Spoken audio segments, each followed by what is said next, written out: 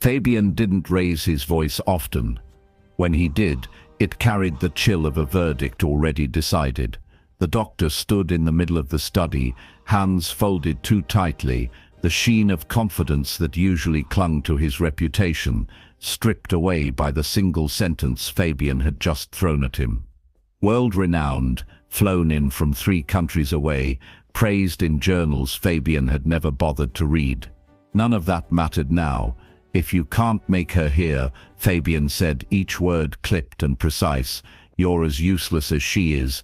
The insult landed with a soft, stunned silence. Somewhere deeper in the house, a clock ticked, steady and indifferent.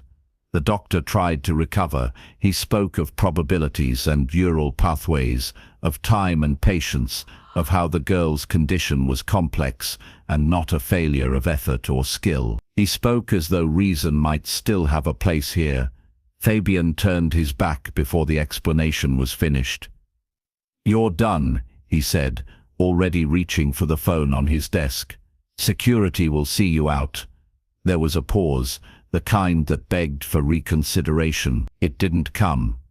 The door closed behind the doctor with a muted finality, and Fabian stood alone, staring at the dark reflection of himself in the window. For a brief moment, his jaw tightened, not in anger, but in something closer to disgust, at the situation, at the wasted time, at the girl upstairs who remained stubbornly unchanged. He pressed a single button on the phone, "Send her in." Suzanne entered the study, the way someone trained to survive powerful men always did. Calm, measured, eyes alert without being intrusive. She took in the room in a single glance, the discarded medical files, the tension still hanging in the air, and then focused on Fabian, waiting. He studied her longer than necessary. She was younger than the doctor, less decorated, but there was a steadiness about her that appealed to him. Less ego, more obedience, he hoped. "You know why you're here," Fabian said. Suzanne nodded. "You want results. I want solutions," he corrected. "Results are meaningless without them." He gestured toward the chair opposite his desk, but remained standing himself, as if sitting might suggest a negotiation. Suzanne sat anyway, spine straight, hands folded loosely in her lap. "She doesn't respond," Fabian continued, his voice low again, controlled. "No matter who I bring in, no matter what I pay, she hears nothing, learns nans. She just exists." Suzanne chose her words carefully. "I've reviewed the files you sent. Her condition isn't." Fabian's hand came down on the desk, not hard enough to startle, but firm enough to warn. "Don't defend her," he said. "That's not why you're here." Suzanne inclined her head slightly. "Understood." He circled the desk, stopping close enough that she could smell the faint trace of his cologne, sharp and expensive. His voice dropped further. "You will work with the staff. You will assess her routines, her environment, her habits. You will try whatever methods you deem necessary." His eyes narrowed. "But you will stay away from the girl." Suzanne looked up at him then, surprise flickering across her face before she masked it. "Stay away? She's a distraction," Fabian said flatly. "People get soft when they interact with her too much. They start imagining progress where there is none. They forget what they're here to do." "And what is that?" Suzanne asked. "To fix the problem," Fabian said, "or confirm that it cannot be fixed." The words settled heavily between them. Suzanne held his gaze, something unreadable passing behind her eyes. "I need access," she said finally. "Even minimal. Observation at least." "You'll get reports," Fabian replied. "You'll get data. You'll get anything that doesn't involve unnecessary contact." "And if contact becomes necessary," Fabian straightened, "it won't." Suzanne didn't argue. She rose from the chair, smoothing her jacket, already recalibrating to the boundaries he had drawn. "Then I'll start with the start." Fabian nodded once, the conversation already over in his mind. "You'll be staying on the East Wing. Dinner is at 7. Don't be late." She to leave, then paused at the door. "One more thing," she said carefully. If the current approach hasn't worked, repeating it without adjustment may. Fabian's expression hardened. That's all, he said. Suzanne left without another word. Upstairs, the girl sat on the edge of her bed, fingers tracing the worn seam of a pillowcase she had owned for as long as she could remember. The house always changed when new people arrived. The air shifted, footsteps sounded differently, doors opened and closed with unfamiliar rhythms. She felt it now, a subtle tremor in the world around her. She didn't hear the doctor leave, she didn't hear Suzanne arrive, but she sensed the disturbance all the same, like a ripple across still water. She looked toward the door, eyes bright and curious, unaware of the decision that had just been made about her life, about her worth, about how close anyone was allowed to come. Downstairs, Fabian stood alone again, the study quiet once more. He stared at the medical files, then shoved them into a drawer and locked it. Patience, he told himself. He had paid for patience before. This time he wanted certainty, and if Suzanne failed, like the others, she would be gone just as easily. The girl, after all, was not the priority. She was the problem. Silence lived in the Campbell estate the way dust lived in abandoned rooms, not loud, not obvious, but settled into every surface, every breath. It pressed against the walls and pulled in the high ceilings, thick enough that Fabian sometimes felt he had to push through it as he walked. The house was vast, meticulously maintained, and utterly devoid of sound. No laughter, no music, no idle conversations drifting from room to room. Even footsteps seemed to vanish the moment they were made, swallowed whole by the stillness. Fabian preferred it that way, or at least he told himself he did. Morning light filtered through the tall windows of the west gallery, casting long, pale rectangles across the polished floor. Fabian stood alone at the far end of the hall, hands clasped behind his back, facing the portrait that dominated the wall. It had been painted the year before Valerie died, when her smile still came easily, and the future had seemed, if not kind, then at least predictable. The artist had captured her beautifully, too beautifully, Fabian thought, for a woman who had left him with nothing but echoes. Valerie's eyes in the portrait were alive with warmth, her lips curved in that familiar, knowing way that used to unsettle him. She looked as though she might speak at any moment, step out of the frame, and fill the space with her voice. She never did. Fabian's jaw tightened as he stared at her. "Look at this place," he murmured, his voice barely disturbing the air. "Look at what you left." The house answered him with nothing. It hadn't always been silent. There had been evenings once, filled with conversation and the clink of glasses, with Valerie moving through the rooms as though she belonged everywhere at once. Fabian had tolerated it then, the noise, the people, the mess of human presence. He had even, on rare occasions, enjoyed it. Now all of that was gone, and what remained, this oppressive quiet, felt like an accusation. His gaze shifted, just slightly, to the edge of the portrait, where the frame cast a narrow shadow against the wall. "This is your doing," he said. "You wanted peace, you wanted quiet, you wanted everything gentle and soft." The word tasted bitter. He turned away abruptly, the echo of his own movement unnerving in the vast hall. As he walked, the silence followed him, loyal and unrelenting. Servants knew better than to speak unless spoken to. The staff moved like ghosts, efficient and invisible, careful not to disrupt the fragile equilibrium Fabian had imposed on the house. It was easier this way. Noise invited mistakes. Noise invited feelings. At the far end of the gallery, another corridor branched off, narrower and dimmer. Fabian slowed as he approached it, his steps measured. For just a moment, he hesitated, irritation flickering across his face at the familiar pull of resistance. Then he continued on, stopping before a closed door. On the other side of it, the silence took on a different quality, thicker, more personal. Fabian did not open the door. He never did unless he had to. Instead, he rested his hand against the cool wood, fingers splayed, as if he could feel through it, as if the source of all this quiet, this unbearable absence, might somehow announce itself. Nothing happened. His hand dropped. "You see," he said, though no one was there to hear him. "Even now, even after everything. Nothing." In his mind, Valerie's voice rose unbidden, soft and firm all at once. "Be patient. She's just different. She doesn't need fixing." Fabian's expression hardened. "You were wrong," he said aloud, "about all of it." He returned to the gallery, his footsteps sharp now, cutting through the stillness like a blade. The portrait waited for him, serene and unchanged. Valerie's painted eyes met his without judgment, without apology. "You left me with this," he continued, his voice gaining strength, as though arguing might finally fracture the quiet, a house that feels like a tomb, a life measured in what's missing.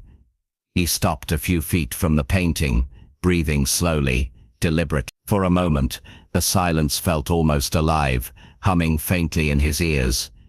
He imagined smashing the portrait, imagined the crash of glass and canvas, the sudden glorious noise of destruction. He did none of it.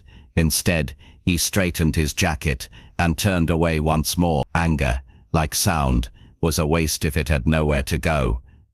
As Fabian left the gallery, the silence settled back into place, unbothered, eternal. Valerie's portrait remained on the wall, smiling softly into the empty space, and somewhere deeper in the house, the quiet continued to breathe, heavy and unbroken, as if it had always been there and always would be. Suzanne had already learned that the house disliked disturbance. It wasn't written anywhere, but it lived in the way the staff moved, soft-soled shoes, careful hands, voices kept to the bare minimum. Even doors seemed to close themselves more quietly here, as if the walls themselves were listening. By the time Suzanne reached the long dining room where Valerie took her meals, she had adjusted her breathing to match the rhythm of the place. Valerie sat at the far end of the table, small in the expanse of polished wood. Sunlight streamed through the tall windows, illuminating the white tablecloth and the untouched place settings arranged with ceremonial precision. The girl's posture was composed, almost rigid, her hands resting flat near her plate. She wasn't looking at anything in particular. Her gaze hovered somewhere between the window and the surface of the table, calm, distant. Suzanne remained near the sideboard, exactly where Fabian had told her to stay. Away. Observing, not engaged. She told herself she was only here to watch the environment, the patterns, the routines, that it didn't matter whether she felt the faint tug of curiosity or something closer to unease when she looked at the girl. A maid approached with a metal tray, moving carefully, eyes downcast. Suzanne's attention drifted, briefly, to the notes she had been making in her head, the way Valerie's shoulders barely rose when she breathed, the way she didn't react when another servant crossed the room. Then it happened. The tray slipped. It wasn't dramatic, just a momentary loss of balance, a startled intake of breath, but the metal struck the stone floor with a sharp ringing crash that seemed to tear through the room. The sound ricocheted off the walls, loud and intrusive, an outright violation of the estate's carefully preserved quiet. The maid froze, horrified. Suzanne flinched despite herself, heart jumping as the noise echoed, and then slowly faded back into silence. She turned instinctively toward Valerie. The girl didn't look up, her expression didn't change. She didn't startle or blink, or show any sign that the sound had reached her. Of course she didn't, Suzanne reminded herself. She doesn't hear. But then she saw it. Valerie's fingers twitched. It was subtle, so small that anyone not watching closely would have missed it entirely. The pads of her fingers pressed briefly into the smooth surface of the table, a reflexive tightening, as if bracing against something unseen. Her shoulders remained still, her face serene, but the movement was unmistakable. Suzanne's breath caught. The maid rushed to gather the fallen tray, whispering apologies that went unheard. Another servant appeared almost immediately, helping to clear the mess with practiced efficiency, as though trying to erase the incident from the room's memory. Suzanne barely noticed them. Her eyes stayed on Valerie's hand. They had relaxed again, resting lightly against the table, but the moment lingered in Suzanne's mind. replaying with unsettling clarity. The sound hadn't reached the girl's ears, but something had reached her, all the same. Vibration. Suzanne realized the force of it traveling through the floor, the table, the air. Felt not heard. Suzanne's pulse quickened. She glanced at the table legs, at the way the heavy wood connected to the stone beneath. A sound like that wouldn't just exist in the air, it would move through solid things, ripple outward. She looked back at Valerie, who now lifted her cup with careful precision, unaware or pretending to be of the tension that had rippled through the room. Suzanne straightened slowly, a strange mixture of excitement and caution settling in her chest. This wasn't nothing. This wasn't imagination. It was a response. Fabian's words echoed in her mind. Stay away from the girl. She's a distraction. Suzanne swallowed. After the meal, Valerie was led from the room by a caretaker, her steps light, measured. As she passed, Suzanne noticed something else. The girl's hand brushed the wall, fingertips grazing the surface as though grounding herself. Feeling her way through the space in a manner that had nothing to do with sight, Suzanne waited until the room was empty, before moving. She knelt briefly, touching the stone floor where the tray had fallen. The surface was cool, solid. She pressed her palm flat against it, imagining the shockwave of sound traveling outward. It was crude, simple physics, and yet no one had mentioned it in the file. Later, in the quiet of her assigned room, Suzanne sat at the small desk by the window, the estate stretching endlessly beyond the glass. She should have been writing a report, should have reduced the incident to neutral observations and impersonal language. Instead, she stared at her hand, felt the faint hum of the house beneath her feet. The girl didn't hear the world the way others did. That much was clear, but she wasn't sealed off from it either. Sound left traces. It left movement, pressure, presence. Suzanne closed her notebook without writing anything. For the first time since arriving, the silence of the Campbell estate didn't feel dead. It felt full. The garden lay beyond the formal paths, past the trimmed hedges, and the ornamental fountains Fabian rarely visited. It was older than the house in places, less controlled, its borders softened by time and neglect. Suzanne discovered it by accident, following a narrow door that opened onto a strip of sunlight and green that felt almost out of place against the estate's rigid symmetry. Valerie stood beside her, bundled in a light sweater, despite the mild air, eyes narrowed slightly as though the brightness itself required interpretation. She had not resisted when Suzanne guided her here. That in itself felt like a quiet victory. Suzanne had broken Fabian's rule to bring her outside. She justified it carefully in her own mind. Fresh air, environmental exposure, nothing invasive. But the truth was simpler. After the dropped tray, after the twitch of Valerie's fingers, Suzanne had not been able to stop thinking about what the girl might feel if given the chance. The garden breathed differently from the house, so there was movement here, subtle but constant, leaves shifting, insects darting, the faint tremor of life passing through roots and soil. Suzanne felt it immediately beneath her feet. Valerie paused at the edge of the grass, uncertain. Her hand hovered near her side, fingers flexing slightly as though testing the air.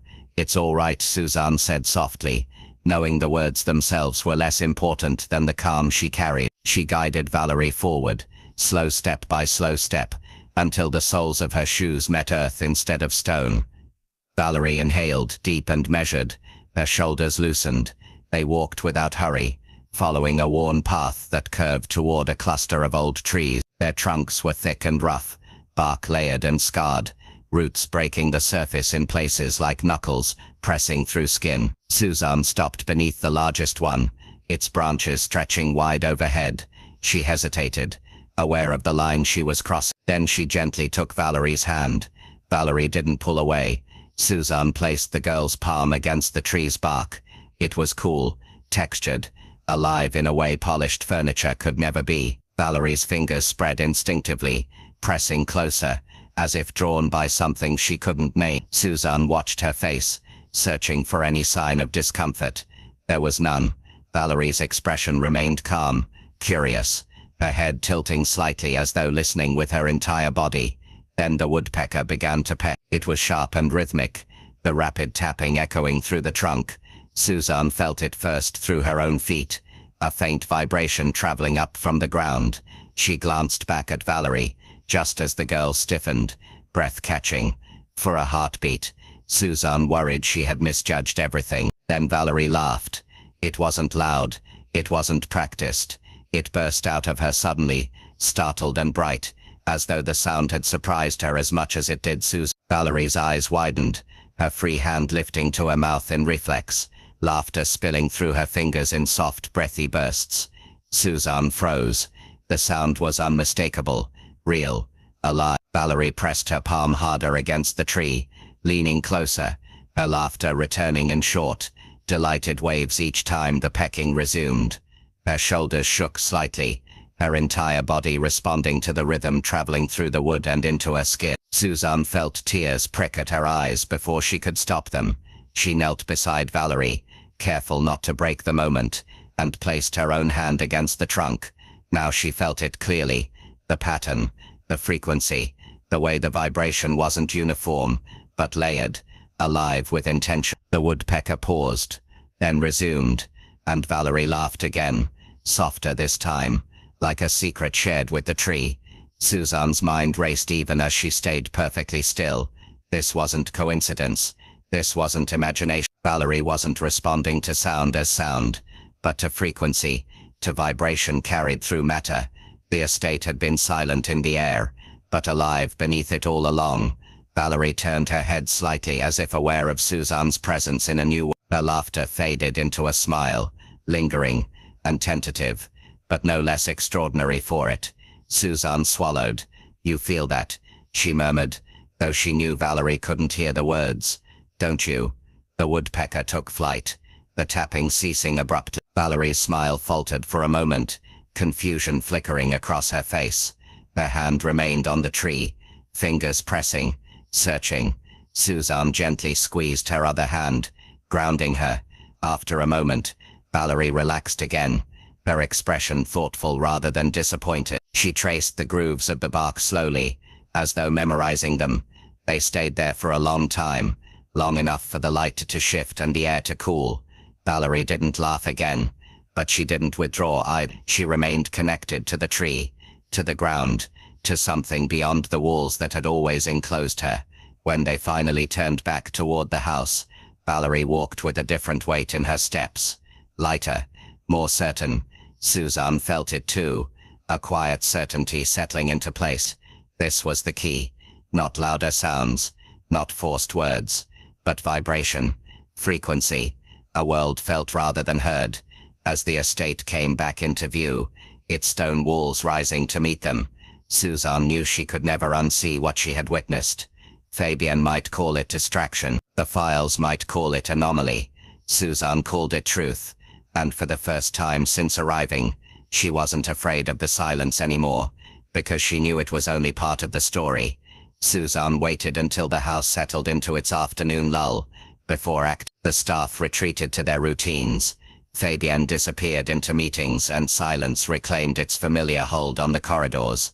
It was the only time Suzanne felt the estate loosen its grip, just enough to allow something small and fragile to exist, without being crushed. She carried the glass terrarium carefully, both hands steady. Inside, the centipede moved slowly along a piece of bark, its long body rippling in precise coordination. Dozens of legs rose and fell in quick succession, creating a soft, continuous patter that was invisible to the ear, but unmistakable to the hand.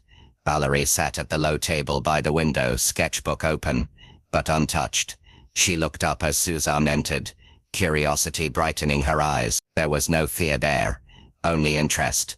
Suzanne set the terrarium down gently, letting it rest between them. She didn't speak at first. She had learned that words were often unnecessary, sometimes even intrusive. Instead, she placed her hand flat on the table, close to the glass. Valerie watched her.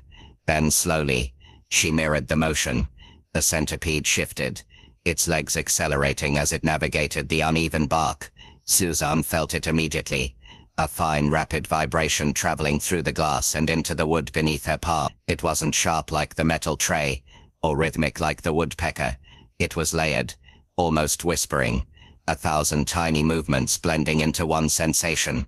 Valerie's breath caught, her fingers pressed harder into the table, eyes widening slightly as her body registered what her ears could not. She leaned closer, forehead nearly touching the glass, her attention completely absorbed. Suzanne reached for a pencil and placed it gently in Valerie's free hand. Then she slid the sketchbook closer, tapping lightly on the page to draw her attention. Valerie looked down, then back at the centipede. Understanding dawned slowly, beautifully. She lowered the pencil to the paper. At first, the marks were tentative, light lines barely there, tracing uncertain paths. Valerie paused often, lifting her hand as if recalibrating, then pressing down again. As the centipede moved, her pencil followed, not its shape but its feeling.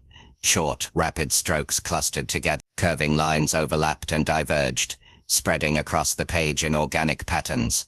Suzanne watched, heart pounding quietly in her chest. This was language. This was language. Not sound translated into words, but sensation translated into form. Valerie wasn't drawing what she saw, she was drawing what she felt. The centipede quickened its pace, disturbed slightly by a shift in the terrarium.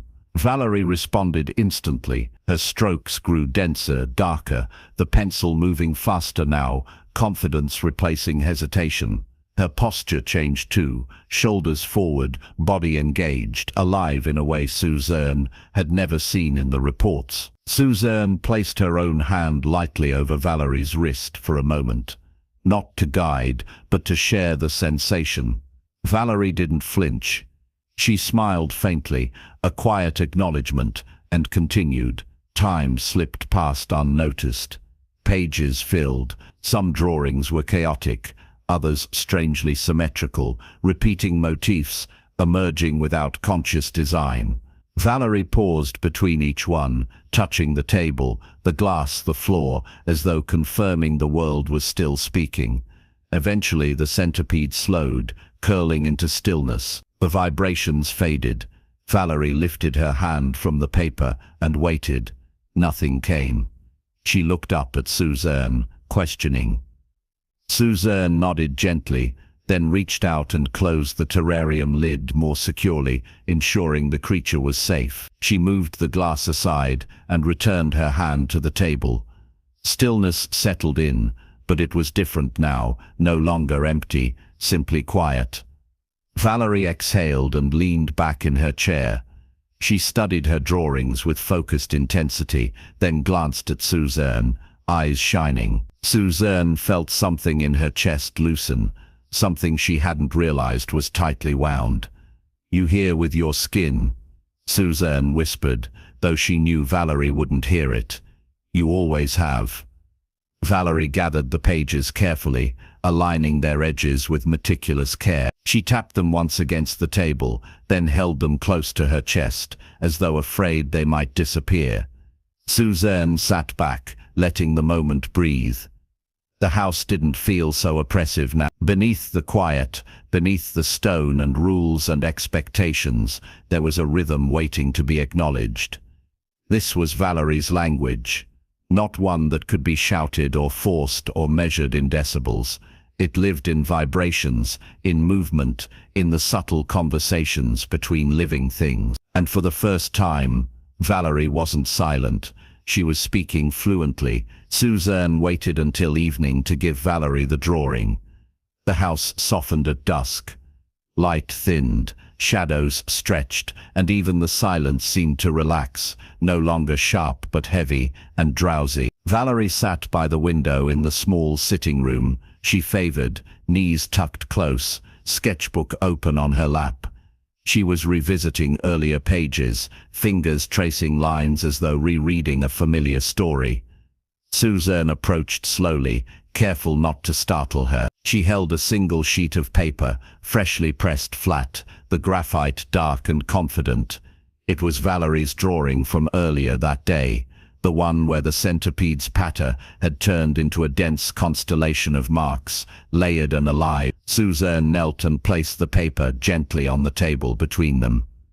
Valerie noticed immediately, her head lifted, eyes flicking from the page to Suzanne's face, searching. Suzanne offered a small, encouraging nod. Valerie picked up the drawing with both hands. Something in her expression shifted. Not surprise, recognition. Her fingers traced the shape slowly, reverently, as if touching proof that what she felt was real, that it existed outside her body. She pressed the paper briefly to her chest, then looked up again, her mouth curving into the faintest smile. Suzanne felt warmth bloom behind her ribs. This, she thought, was how trust formed. Quietly, without permission. That won't end well. The voice cut through the room like a blade. Suzanne straightened, heart jumping.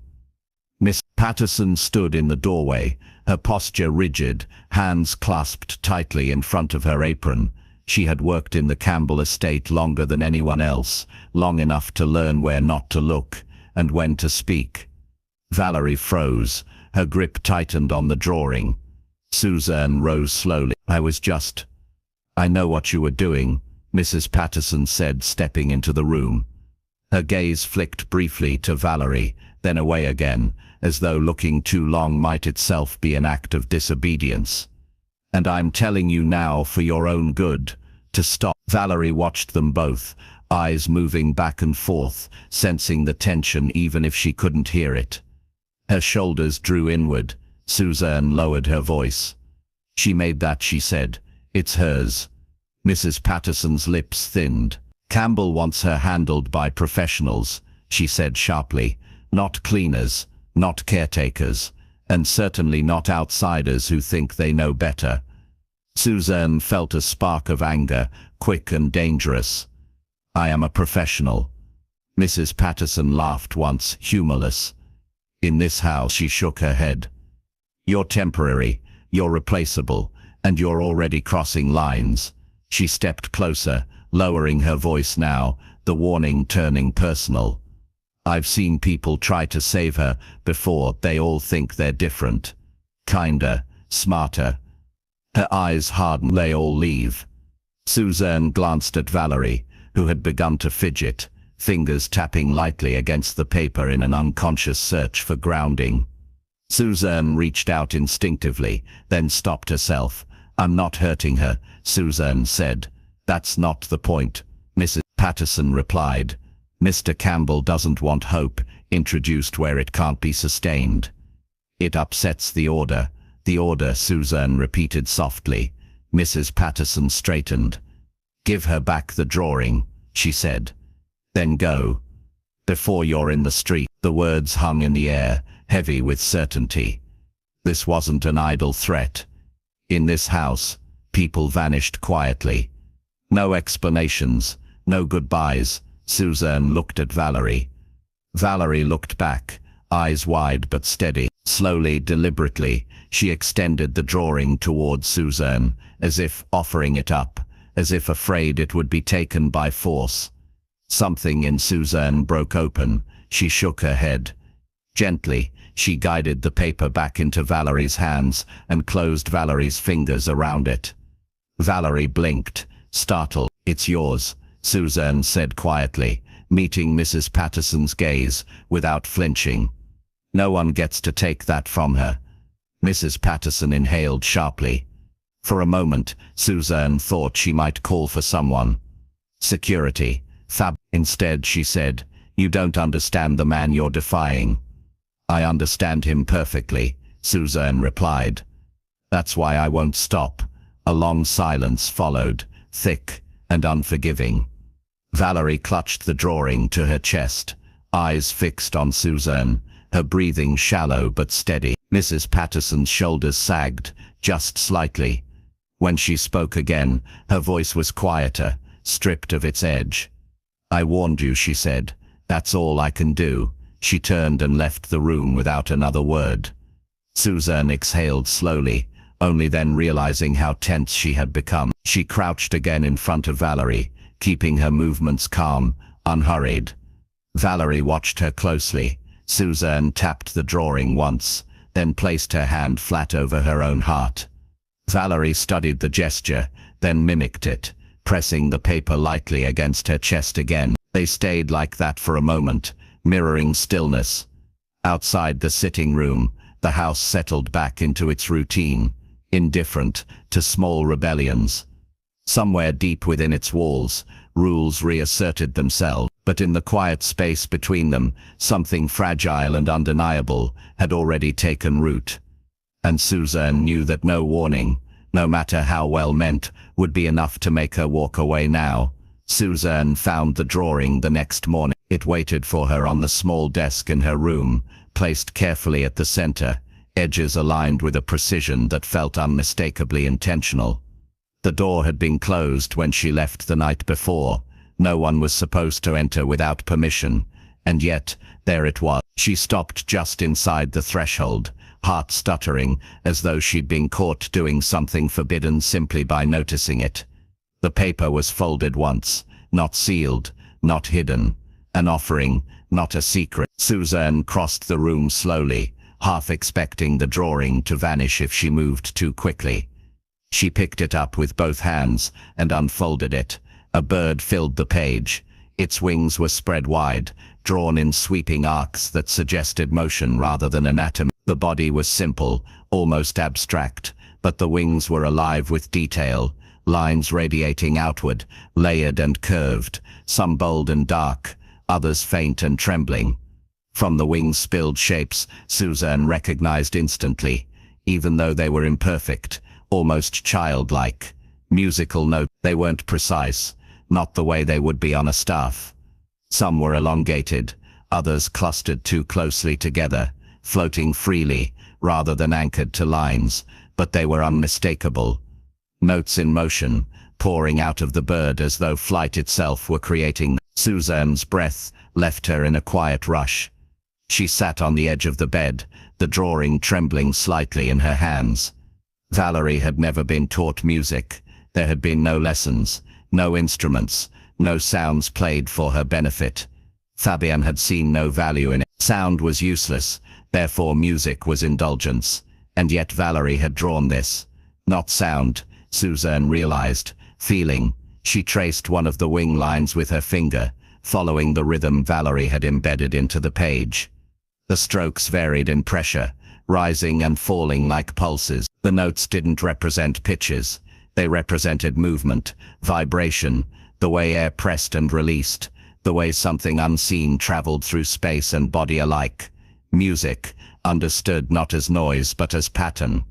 Suzanne closed her eyes. She remembered Valerie's laughter at the tree, the way her body had responded before her face did. The centipede's patter, translated into graphite constellations. Valerie had never been silent. She had simply been speaking in a language no one had bothered to learn. A soft knock startled Suzanne. She looked up, pulse racing, but it was only a maid delivering linens, eyes averted, movements efficient. The woman didn't comment on the drawing, didn't even glance at it. The house was very good at not seeing things. When the door closed again, Suzanne pressed the paper to her chest, mirroring the way Valerie had done the night before. The gesture felt instinctive now, less like imitation, and more like conversation. Later that afternoon, Suzanne found Valerie in the sunroom, seated on the floor with her sketchbook open. She was drawing again, completely absorbed, one knee pulled up, foot tapping faintly against the rug in a slow, steady rhythm. Suzanne sat a short distance away, careful not to intrude. She took out the paper bird and placed it gently between them. Valerie noticed immediately. Her pencil paused mid-stroke. She looked from the drawing to Suzanne's face, searching for something approval, perhaps, or understanding. Suzanne smiled softly and placed her hand flat on the floor. Then she tapped once, a gentle tap, deliberate. Valerie's eyes flicked to Suzanne's hand. Then, cautiously, she tapped back. Suzanne tapped again, this time twice in quick succession. Valerie's lips parted in concentration. She hesitated, then responded with 2 taps of her own, slightly uneven, but eager. Suzanne felt a laugh rise in her chest, and carefully kept it quiet. They continued like that for several minutes, trading patterns through the floor, through the shared surface between them. Valerie's responses grew more confident, more playful. She began to anticipate, to vary the rhythm, her foot joining her hand, the vibrations layering and spreading. This was music, not something to be heard, but something to be felt, shared, shaped between two bodies aware of each other's timing. Suzanne stopped tapping and pointed gently to the bird. Valerie followed the gesture. She studied the drawing, then looked back at Suzanne. Slowly she lifted her hands and fluttered them outward, mimicking wings. Then she pressed her palms lightly against the floor and tapped out a soft, flowing pattern, longer and smoother than before. Suzanne nodded, throat tight. Yes, she whispered, knowing the word was only for herself. That's exactly it. Valerie smiled, not the startled laughter from the garden, not the tentative curve she offered when uncertain. This smile was calm, assured, as though something inside her had finally aligned. Footsteps sounded faintly in the corridor beyond the door. Authority moving through the house. Rules reasserting themselves. Suzanne didn't stop. She placed her hand over the bird drawing, then over Valerie's sketchbook, linking them. Valerie watched closely, then added a new line to her page, long, sweeping, vibrating with intent. Whatever Fabian believed silence was, whatever he blamed Valerie for, it was wrong. The house was quiet. The girl was not, and now she was teaching Suzanne how to listen. Fabian returned without warning. The house sensed it before anyone announced him. Doors closed more tightly, footsteps sharpened. The silence pulled itself straight, rigid and watchful. By the time Suzanne felt the shift, it was already too late.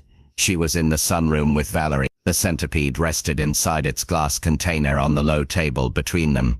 Lid secured, the creature moving in slow, deliberate arcs over bark and leaves.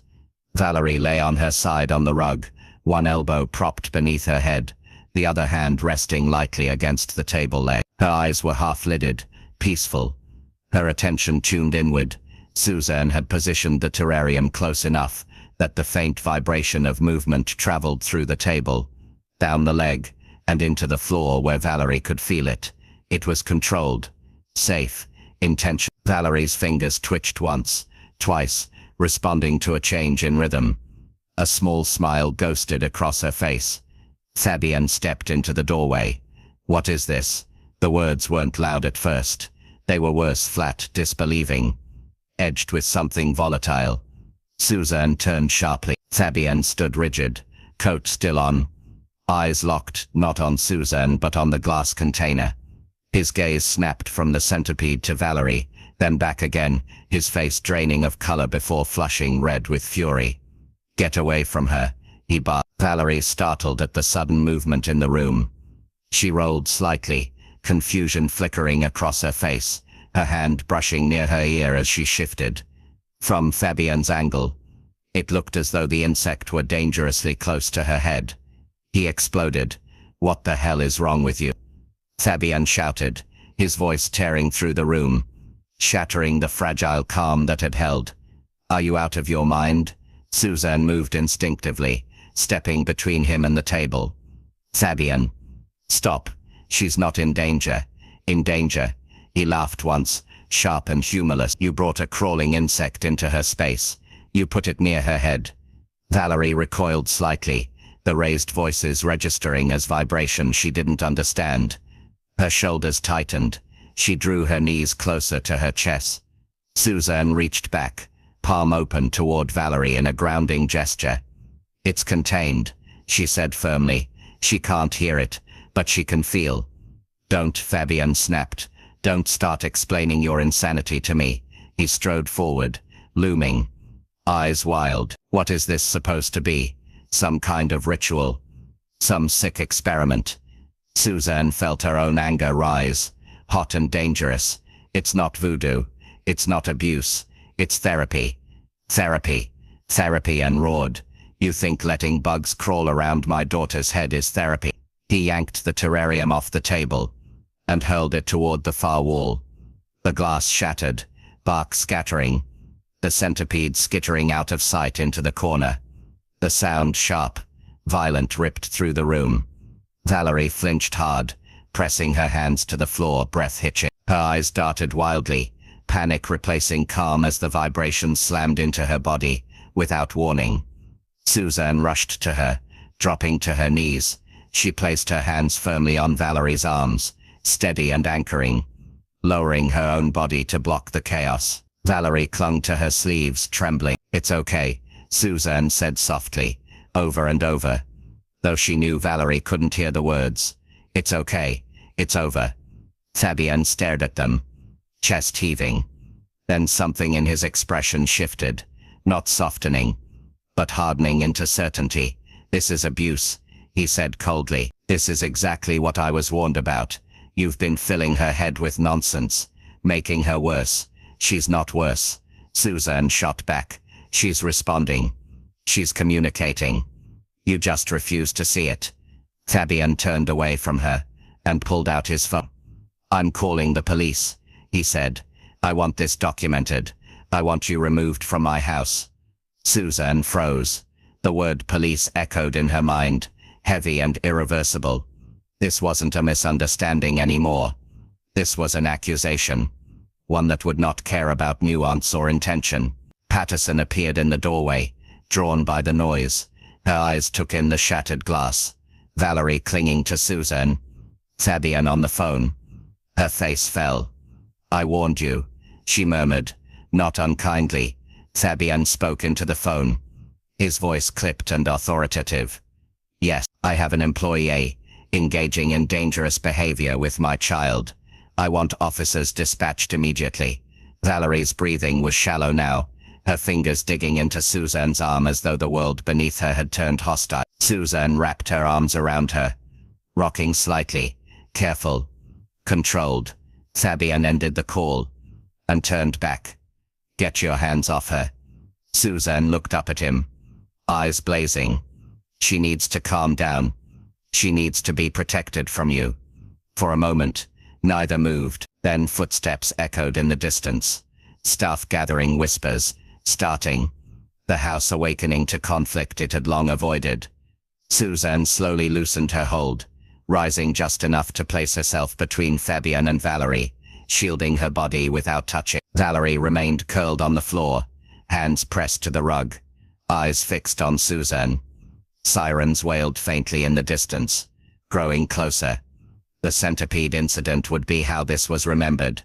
Not the laughter in the garden, not the bird with music in its wing, not the language Valerie had finally been allowed to speak. Fabian stood rigid, convinced of his righteousness, certain he had saved his daughter from something dark. Suzanne knelt beside Valerie, heart pounding, knowing one terrible truth with absolute clarity. Silence had never been the danger. Fear was. The police arrived with lights but no sirens, the crunch of tires on gravel sending a low shudder through the ground that Valerie felt before she saw the uniforms appear in the doorway. The house held its breath. Even Fabian seemed to stiffen, his certainty sharpening into something brittle as authority crossed his threshold. Suzanne stood near the sunroom table, her hands empty, her posture steady, despite the way her pulse thundered through her wrist. Valerie remained on the rug where she had curled, eyes fixed on Suzanne, fingers splayed against the floor as if reading the tremors of the room. Fabian spoke first, his voice clipped, controlled, rehearsed. He gestured toward the shattered glass, toward Suzanne, toward Valerie. Words like danger and inappropriate and unstable fell into the air like stones. The officers listened, nodding, eyes moving carefully, cataloging. Suzanne didn't interrupt. She waited. When Fabian finally paused, breath tight with righteousness, Suzanne bent and picked up the sketchbook. The movement drew every eye. "Before you decide," she said quietly, her voice level, "you should see what she's been saying." Fabian scoffed. "She doesn't speak." Suzanne didn't look at him. She crossed the room and, with a sharp, deliberate motion, let the sketchbook fall open at Fabian's feet. It landed with a soft thud, pages fanning outward across the polished floor. "Read," Suzanne said. One of the officers glanced down. Another hesitated, then nodded once to Fabian. Fabian stared at the book as if it was something unclean. Then irritation won out over caution. He crouched and picked it up. At first he frowned. The pages weren't what he expected. No chaotic scribbles. No meaningless shapes. There were lines. Were neat, careful, uneven in places, but unmistakably intentional. Poems, written in a hand that had grown steadier over time. Fabian flipped a page, then another. The room shifted. The officers leaned closer despite themselves. Mrs. Patterson pressed a hand to her mouth. Fabian's expression changed in increments. Confusion, disbelief, then something like fear. He stopped on a page near the middle. The words were simple, bare. They sat on the page, without ornament, each line spaced carefully, as though Valerie had needed room for the feeling to breathe. Father speaks like a storm, loud in my bones. Suzanne speaks like the sun, warm where it lands. Fabian's throat worked. He read it again. The room was utterly still now. No one spoke. No one moved. Even the officers seemed unsure of where authority belonged in this moment. Valerie shifted on the floor. Slowly she rose. Not abruptly. Not with panic. But with purpose. She walked toward Fabian. Her steps light, measured. Her attention focused entirely on him. Suzanne took a half step forward. Then stopped, trusting the movement she had learned to recognize. Fabian didn't pull away as Valerie reached him. He seemed frozen, rooted by the weight of the book in his hands. Valerie lifted her fingers and placed them gently against his throat. Fabian flinched at the contact, shock flashing across his face. But he didn't stop her. Valerie tilted her head slightly, eyes narrowing in concentration, fingertips resting over the vibration she knew so well. Then she hummed. It was soft, barely more than breath shaped into sound. But it was precise. The vibration resonated through Fabian's neck, through bone and muscle, through the space where his voice always gathered before breaking into the room like a weapon. The pitch matched him. Not the words he used. The feeling beneath them, the frequency of his anger, the storm he carried and released without ever listening to where it landed. Fabian sucked in a sharp breath. The officers exchanged glances. One of them swallowed hard. Valerie held the hum for a few seconds longer, then let it fade. She removed her hand and stepped back, her expression calm, almost gentle, as if she had simply returned something that belonged to him. Fabian's hands shook. He looked down at the sketchbook again, then at Valerie, then at Susan. The narrative he had built of silence, of brokenness, of danger, fractured under the weight of undeniable proof. His voice cracked. He cleared his throat and tried again. She wrote this. Suzanne nodded once. She's been writing for a while. Feeling first, then translating. Fabian said nothing. One of the officers spoke quietly. Sir, it doesn't appear there's been any harm done. Fabian didn't respond. He was staring at his daughter as though seeing her for the first time. Not as an absence, not as a problem, but as a presence that had been speaking all along. Valerie looked at him steadily. Then she placed her hand against the floor and tapped once. A pause. She tapped again. The rhythm was simple, tentative, an invitation. Fabian hesitated. Then slowly, awkwardly, he lowered himself to one knee. His hand hovered, uncertain, before he pressed his fingertips to the floor beside hers. The vibration traveled between them. It was small, imperfect, but it was real. The storm, for once, did not break. The sterile white walls of the medical wing had always felt like a sanctuary to Fabian Campbell, a place where money bought the impossible. But as he stood there, clutching Valerie's sketchbook, the silence of the room felt like a heavy, suffocating shroud. Dr. Eris, the lead specialist who had billed the Campbell estate millions over the last 5 years, shifted uncomfortably under Fabian's predatory gaze. The sketchbook lay open on the mahogany desk, displaying Valerie's intricate drawings of the very centipede Fabian had tried to crush, each leg labeled with the specific frequency of vibration she felt when it moved against her skin. Explain this. Fabian's voice was a low, dangerous vibration of its own. He didn't look at the doctor. He looked at Suzanne, who stood near the door, her hands still trembling from the confrontation with security. Dr. Eris cleared his throat, his eyes darting toward the door. Miss Campbell, the girl's condition is complex. We were following a long-term sensory integration protocol. These unorthodox interactions with insects are not scientifically validated. She wrote a poem. Eris. Fabian interrupted, his voice rising. He slammed the book shut. She wrote about the hum of the air conditioner and the thump of my heartbeat. Things your $1,000,000 scans said she would never process. You told me her mind was as stagnant as her ears. The doctor's silence was the loudest sound in the room. He looked down at his polished shoes, the guilt of 1,000 fraudulent invoices finally catching up to him. The treatment cycles, they were profitable. We knew the blockage was sensory, not just physical. But if we told you she was already learning through other means, the grants, the private funding, it would have dried up.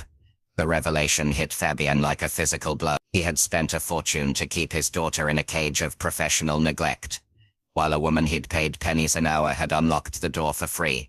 He turned slowly towards Susan. She looked exhausted, her simple maid's uniform wrinkled, yet she held a dignity that made his empire look like a house of cards. Fabian's legs, usually so sturdy and grounded in the power of his wealth, suddenly felt hollow. The man who had never apologized for a single business deal or a broken heart slowly sank to his knees on the cold marble floor. A ragged, broken sob escaped his throat, a sound Valerie couldn't hear, but one she felt instantly. Valerie stepped forward, her eyes wide with a mix of confusion and burgeoning hope. She didn't see the billionaire. She saw a man finally breaking through the ice of his own pride. Fabian reached out, his hand shaking, and gently took Valerie's small hand. He didn't try to snap his fingers or yell into her ear. Instead, he pressed her palm firmly against his chest, right over his hammering heart. Thump, thump, thump, thump. He looked up at her, tears streaming down his face, and mouthed the words he had forgotten how to feel. I'm sorry. Valerie felt the frantic rhythm of his heart, and the jagged vibration of his sobbing chest. A slow, radiant smile spread across her face. She reached out with her other hand and touched the damp trail of a tear on his cheek, then pointed to the sketchbook Susan was holding. She made a gesture Susan had taught her, a rhythmic tapping against her own heart that meant connection. Fabian looked at Susan, his eyes red and raw. You didn't just teach her to listen, Susan. You taught me how to be a father. He stood up, though his movements were no longer fueled by arrogance. Consider your bills settled. Every last one of them. Your mother will have the best care in the country. And not from people like Eris. From people who actually see it. Susan let out a breath she seemed to have been holding for years. I didn't do it for the money, Mr. Campbell. I did it because she was screaming in the silence, and I was the only one close enough to feel it. In the weeks that followed, the Campbell mansion was no longer a tomb. The heavy curtains were pulled back, and the no-noise signs were torn down. Fabian didn't buy a new hearing aid. He bought a drum set. He spent his evenings sitting on the floor with Valerie, his expensive suit discarded, hitting the bass drum so they could feel the deep resonant boom together. He learned that a centipede wasn't a pest, but a teacher of delicate rhythms. He learned that a heartbeat was a language, and as he sat there, feeling the vibration of Valerie's laughter through the floorboards, Fabian Campbell finally understood that the most valuable things in his life had never been silent. He just hadn't